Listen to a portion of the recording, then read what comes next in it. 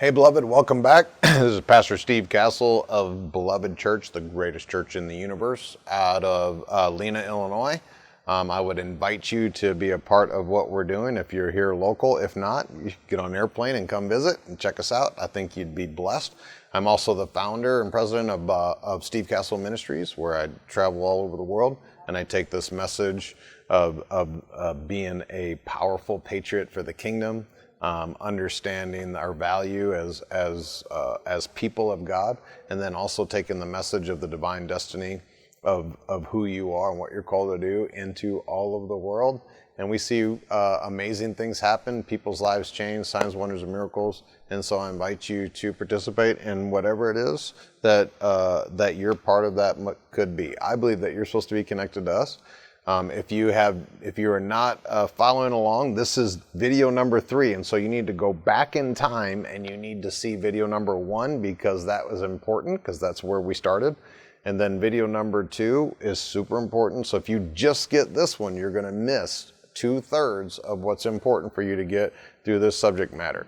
If you're liking what we're doing, if you know someone that is not operating in divine destiny, that is not operating in their purposes and their callings, then please share this video with them. I would love for you to like, to up them, to comment, and to start a lot of discourse about this, because if there's one thing that I see that has been a terrible activity that has taken place in our world today, it is people just going through life basically as zombies. They breathe, they live. From the outside, their little Facebook profile picture, from the outside it looks like everything's okay, right? You got your pretty little family and your pretty little house and your little dog playing in the yard. Everything's fine. Here's what I know. I've been doing ministry in the area for almost a decade now. There is all of these closet problems. There's closet alcoholics. There's closet marriages that are coming undone right now. Almost every week, we live in a very small town here in the region, and almost every week, my wife and I hear about somebody that we know in our little small town or the connecting towns. Somebody else is getting a divorce. Somebody else is getting a divorce. There was drug abuse. There was alcoholism. There are children that are suicidal. There are children that are cutting themselves. There's all these things that are going on, and you wouldn't catch on to their Facebook profile because everybody's fine. Everything's great. Even when you talk to them, hey bro, how's everything? Oh, everything is really great. This is the best. I'm living the life, man.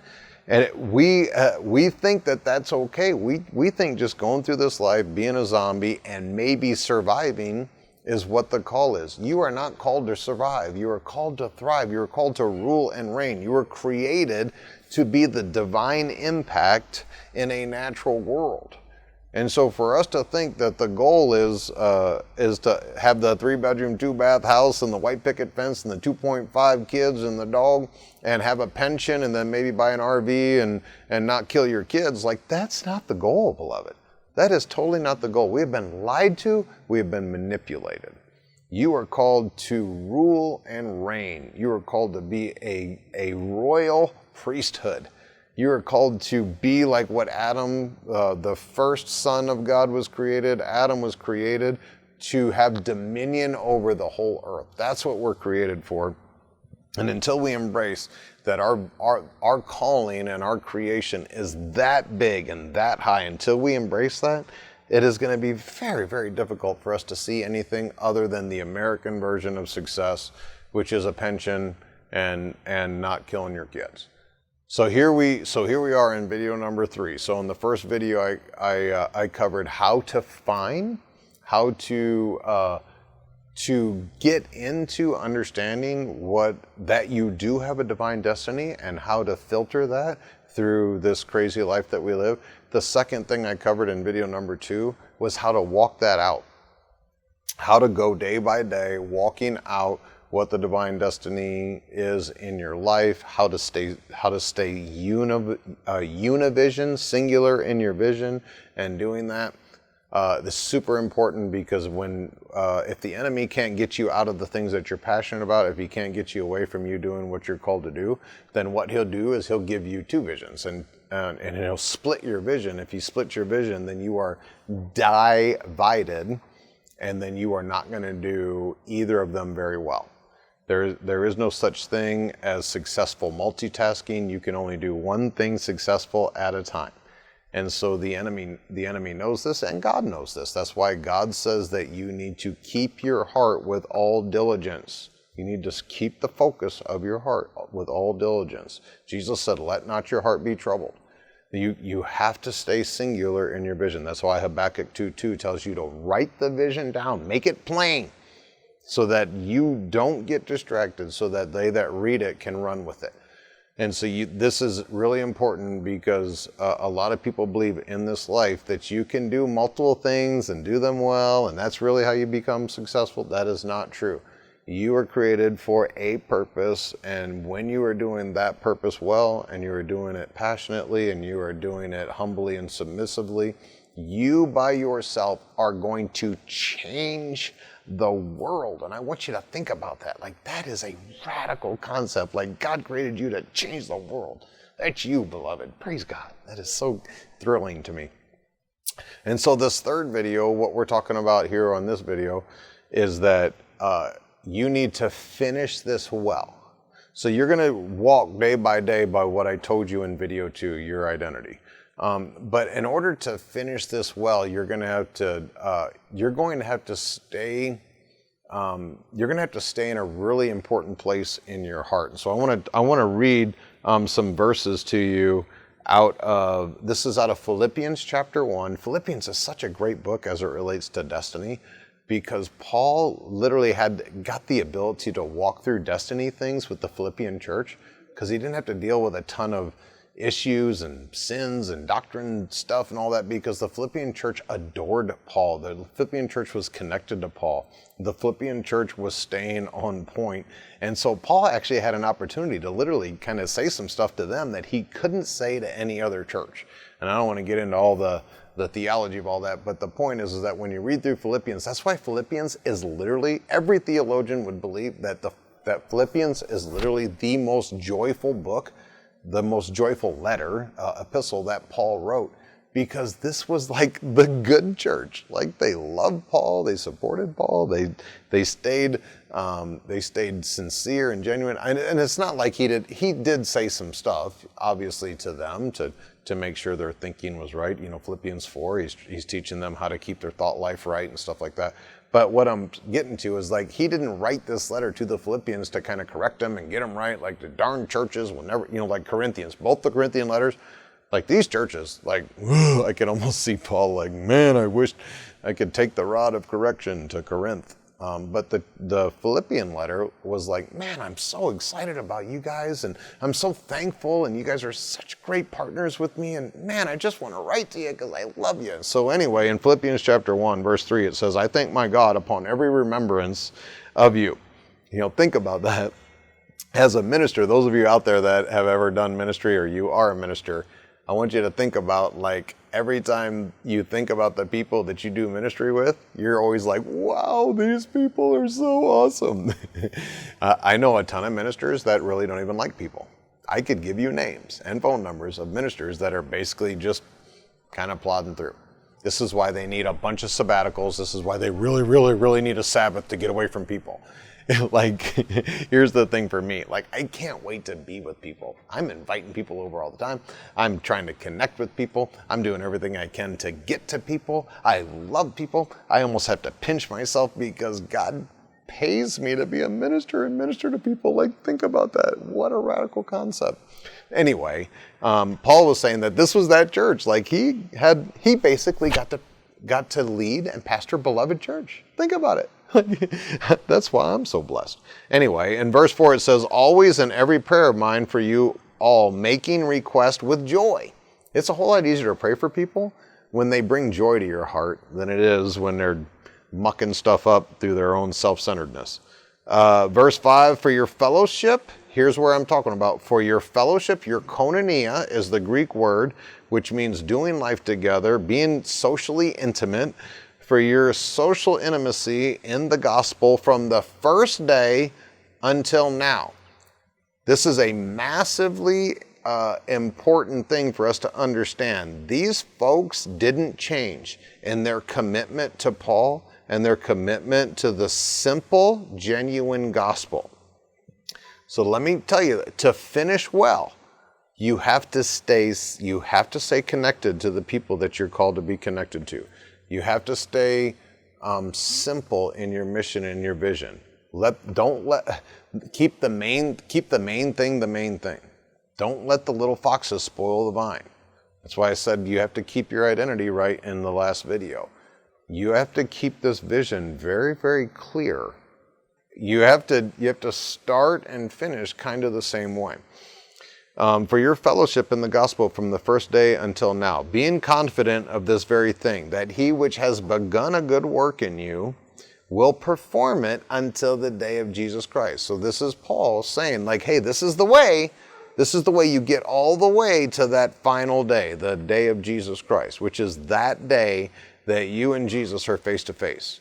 Be it when he returns, he splits the sky and he comes down, or be it you draw your last breath and you go see him. Either way, that's what the day of the Lord Jesus. And so he's saying, this is how you do it. This is how you get to the finish line. This is how you cross over.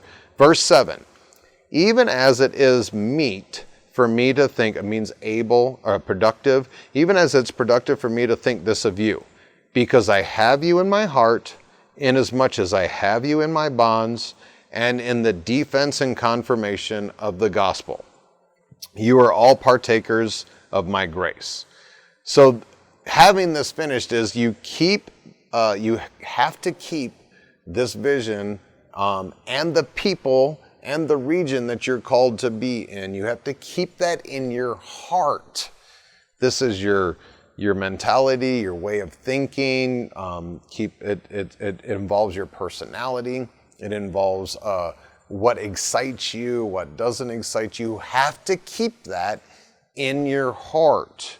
This can't just ever become just the thing that you do. Plastic, like I gotta get up and I gotta go do the thing. That will take your life.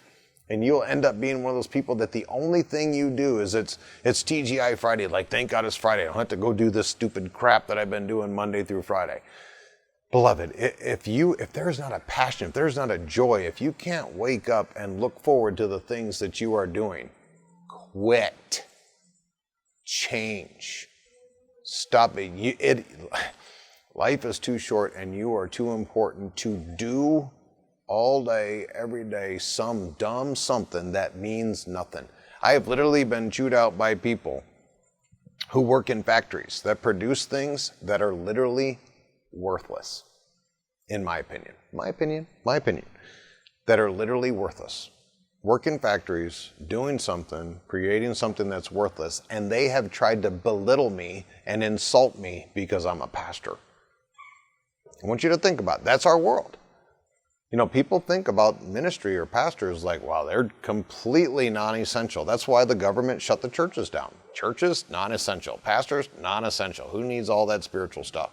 Now, we do need to make some screws, though. If we don't have some screws, like the whole world will shut down. So let's make screws. Let's make sure that we make marijuana joints, and let's make sure that we're still killing babies at Planned Parenthood. All those things, oh my God, those are essential. If we don't have that stuff, the world will cease to exist. But pastors, ministry, church, waste of time. Get that out of here. The world believes that. The world believes somebody making some little plastic hair clip literally is more important than ministering the gospel. Don't get sucked into it, beloved. You ministering the gospel, you doing the Great Commission, you doing your divine destiny, the Father says is the most important thing that has ever taken place on this planet. So you got to keep that in your heart, how important that is. You got to keep your heart right. If it ever gets mundane, if it ever starts to wear you down and it starts to sap your energy, I'm going to tell you, you're doing it wrong. You're doing it wrong. I am energized every day waking up thinking about what I get to do with people. So the second thing is I have you in my bonds. So I have you in my heart and I have you in my bonds. This is important. When Paul was going through terrible things, when he was being arrested, when he was being stoned, when he was being beaten, he had one of the things that encouraged him, one of those things that gave him life and gave him power to push through some of those terrible circumstances was he knew the people that he was reaching. He knew the impact that he had. It was like he kept them in bonds with him so that he didn't go through this alone. Beloved, this is so important. You need to recognize that your divine destiny isn't just something, it's someone. People are precious. You affecting the lives of people, of children, of families, of whatever it is that you're called to do in your destiny. People are so important. And Paul kept his love, and he kept this relationship, and how amazing this Philippian church was. He kept them in his bonds. And this is how Paul was able to be singing while he was sitting in stocks. And Paul was able to rejoice while he's in prison. He wrote the Philippian letter from prison. And prison in Paul's day, wretched. Prison in our day, like a vacation. He was so blessed and so filled with joy about these people. He kept them in his bonds. And so the third thing, I'm running out of time.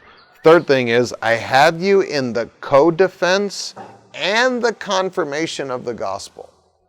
Co-defense is talking about the fact that you are not in this alone, beloved. Your divine destiny is going to have people with you that are going to be back to back with you. They're going to be battle buddies. They're going to be in the trenches with you. They're going to be willing to pick up arms with you. If you don't have those people, you need to find those people, because you need to know who you're going into battle with. You need to know when you're fighting that you got someone in your co-defense.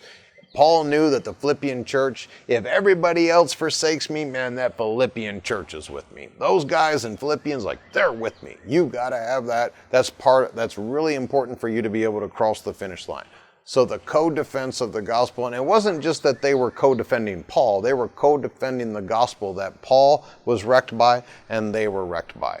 And so they were willing to say, no, this is the gospel. We're willing to fight and die for this. You know, you might be able to get one of us, but you can't get us all. And I would love to see this happen in the church, and I encourage you to be a part of it. So the co-defense of the gospel and the confirmation of the gospel. What's confirmation of the gospel? They were living it out, so real. They were examples to the flock. They were seeing the sick healed. They were seeing people's marriages being reconciled. They were seeing children being rescued. They were seeing the actual fruits of the gospel take place. This is one of the things that will propel you past all of the gunk and get you over the finish line, is seeing the fruits of what you're doing. If I ever have like a discouraging moment, all I have to do is I have to picture, and I'm not going to say names, but I can picture some of the folks in Beloved Church, like from way back when. I can picture them. I can picture their families. I can see what happened in their lives, in their children, in their health, I know the people that have been healed, people that had diseases and sicknesses for 10, 20, 30, 40 years and they got healed. People who were in poverty and lack and misery, and now their lives are going amazingly. People who were literally on the brink of divorce in multiple places, and now they are adoring one another. Sometimes it's almost like ooky how much they love each other now, and it's amazing. People that were in addictions, people that were self-destructive in their behaviors in their adult lives, and now they are just doing incredibly. That's one of the things, to see the fruits of that gospel take place. That is one of those things that is going to propel you way past all of the naysayers, way past all the issues, way past all the whiny, complaining people that say, well, I tried that and it didn't work. When you start seeing fruits of these things happening, it is going to accelerate you towards that finish line.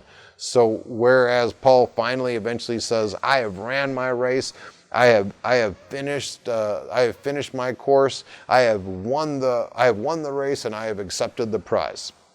He said, I press toward the mark for the prize of the high calling of God in Christ Jesus. So he stayed very singular, very focused because of these things, these three things. So if this is blessing you, I need to remind you that there is a first video, there is a second video, and then this is video number 3. So I wasn't able to obviously get into all the things, but if you put these 3 together, you are going to be able to get into your destiny. You're going to be able to walk out your destiny, and you're going to be able to accomplish your destiny by watching these three and putting these things in your life and your heart. So if you're liking this, please share it with people that you know that don't have any direction in their life, that don't have any, that aren't in their divine destiny, aren't walking this out. Please share this video with them so that they can have that opportunity. And the second thing is comment, ask questions. Reach out to me on Beloved Church's Facebook, reach out on Beloved Church's website, reach out on stevecasselministries.com, or stevecastle.com, stevecastle.com. Send me emails, get a hold of me, whatever. My passion is to see people walking out their divine destiny. So thank you so much for your time. Thank you so much for being with me. I love you, and I can't wait to see you again on the next video. Goodbye.